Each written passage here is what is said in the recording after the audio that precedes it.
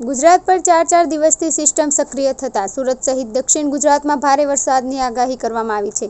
આગાહી વચ્ચે વહેલી સવારથી જ સુરત શહેરમાં વાદળો ઘેરાતા હિલ સ્ટેશન જેવો માહોલ સર્જાયો હતો। સુરતમાં વહેલી સવારથી જ વરસાદ પડી રહ્યો છે।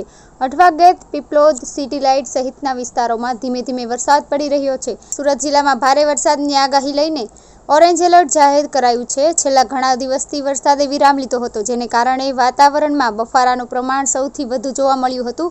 પરંતુ જે રીતે વરસાદ વરસી રહ્યો છે તેને લઈને સુરતી લાલાઓમાં ખુશીની લહેર જોવા મળી રહી છે। બીજી તરફ જોવા જઈએ તો ખેડૂતોમાં પણ ખુશીની લહેર જોવા મળી રહી છે। 4 દિવસીય વિરામને પગલે ઊભા પાકને પૂરતું પાણી મળી રહ્યું નહોતું, પરંતુ વહેલી સવારથી જે રીતે ધોધમાર વરસાદ વરસી રહ્યો છે, જેને કારણે ઊભા પાકને પૂરતું પાણી મળી રહેતા હાલ આનંદની લાગણી ખેડૂતોમાં જોવા મળી રહી છે। બીજી તરફ કલેક્ટર દ્વારા ડિઝાસ્ટર વિભાગ શરૂ કરવામાં આવ્યો છે, જ્યાં રાઉન્ડ ધ ક્લોક તમામ પ્રકારની માહિતી મેળવવામાં આવી રહી છે। આ સાથે નોકરિયાત વર્ગ અને વિદ્યાર્થીઓને વરસાદના કારણે ભારે હાલાકીનો સામનો કરવો પડી રહ્યો છે।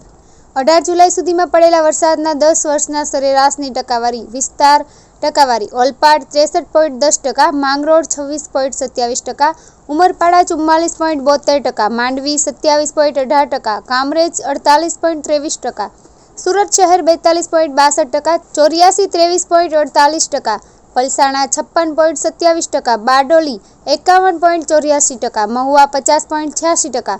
ઉકાઈ ડેમની સપાટી 311.91 ફૂટે પહોંચી। હવામાન વિભાગના જણાવ્યા અનુસાર મંગળવારે સુરત શહેરનું મહત્તમ તાપમાન 29.6 ડિગ્રી અને લઘુત્તમ તાપમાન 26.4 ડિગ્રી નોંધાયું હતું।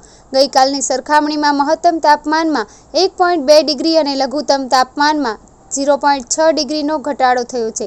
ઉકાઈ ડેમની સપાટીમાં સતત બીજા દિવસે 21,000 ક્યુસેક પાણીની આવક ચાલુ રહેતા સપાટી 311.91 ફૂટ નોંધાઈ છે। ક્રોઝવે 5.83 મીટરની સપાટી પર પહોંચ્યો છે।